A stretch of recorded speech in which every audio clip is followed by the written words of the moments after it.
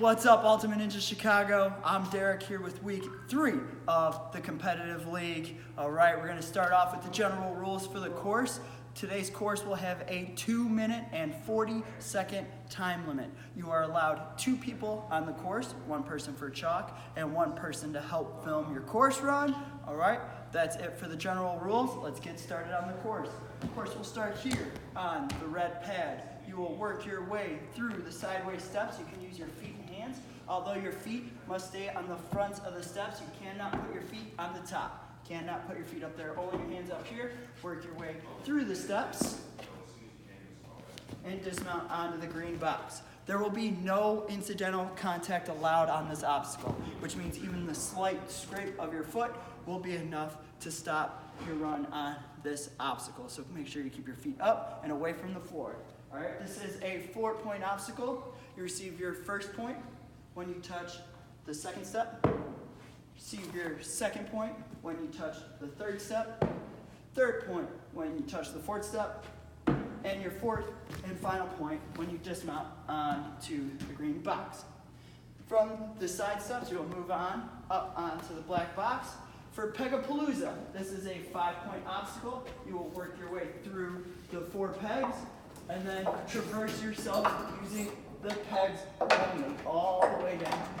All right, you can use the pegs all the way down so you can dismount onto the green box. There's no using your hands on the blue. You can only have your hands in contact with the pegs. All right, this is a 5-point obstacle. You receive your first point when you touch this peg. You receive your second point when the peg touches this blue section here. Receive your third point when a peg touches this blue section. Fourth point when a peg touches this blue hold.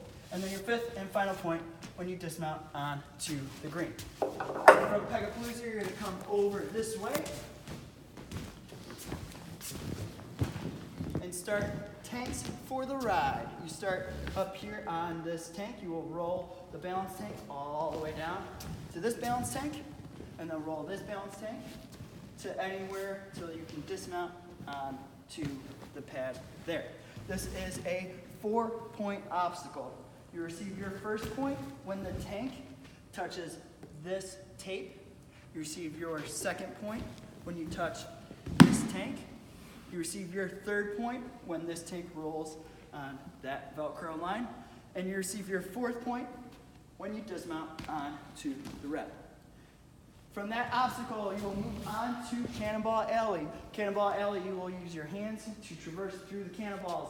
You may not use the eye bolts. This is not allowed. This is not allowed. You can have your fingers in between them, but you cannot use the eye bolt or the strap. You can only use the cannonball. If your hands are on the bolt, the judges will give you a warning to move your hands back down. But if you continue on with your hands on the bolt, that will be the end of that obstacle for you. All right, you will move yourself down the 4 cannonballs and then dismount onto the red. You are not allowed to use the bar, but you are allowed to use the rope once you land on the red dismount pad here. This is a 4-point obstacle. You receive 1 point when you touch the second cannonball. Receive 2 points when you touch the third cannonball. Receive 3 points when you touch the big beast ball. And then receive your fourth and final point when you dismount onto the red. From Cannonball Alley, you're going to go to Rope 'em Up. All right, you will start here on this red pad. You can start with this rope, or you could reach out for this rope. Either way, you can use your hands and feet on the ropes as you work your way down to this dismount here.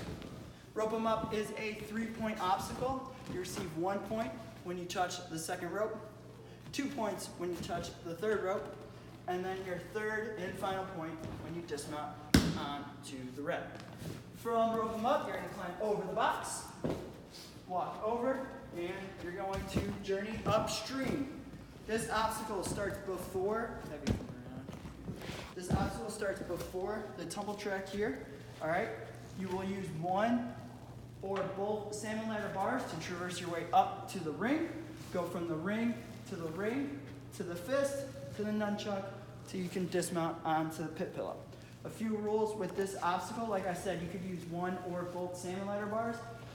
You can move this bar up as high as you need before you grab it. Same way with this bar, but you cannot cross the tumble track, and you cannot step on the tumble track as well. If you lose that salmon ladder bar, well, that's going to be the end of the obstacle for you.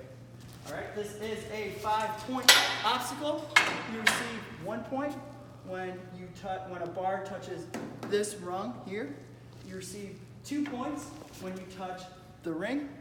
You receive 3 points when you touch the fist, 4 points when you touch the nunchuck, and your 5th and final point when you dismount onto the pit pillow. From that, you will climb up onto this box.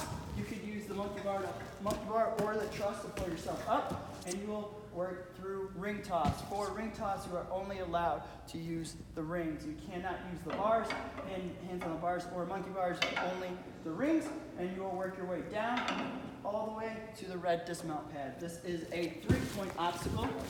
You receive 1 point when a ring touches that peg right there. You receive 2 points when a ring touches that peg there, and you receive your 3rd and final point when you dismount onto the red.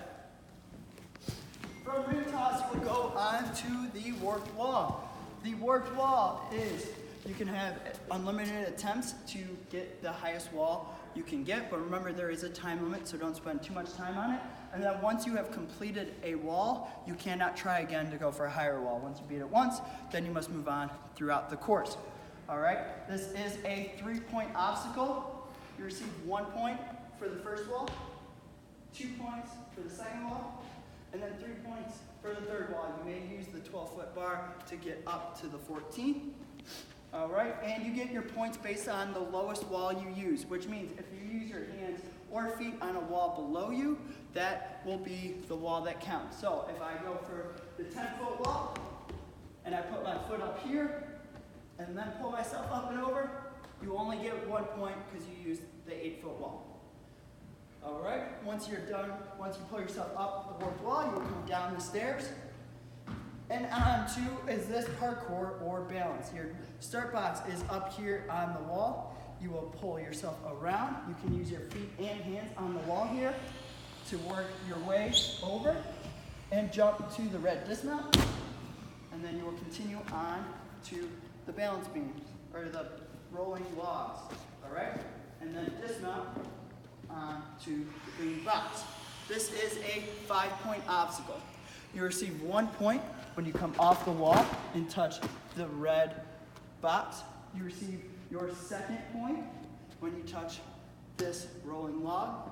You receive your 4th point when you touch this rolling log. Or 3rd point when you touch this rolling log. You receive your 4th point when you touch this rolling log. And you receive your 5th point when you dismount onto this box. From there, you'll come over here to your final obstacle, jump in for a buzzer. You can use as much run up to the wall as you need. You're gonna hit the trampoline, using your feet and hands to go up and over the box, to the other box, onto the red pads, and to the buzzer.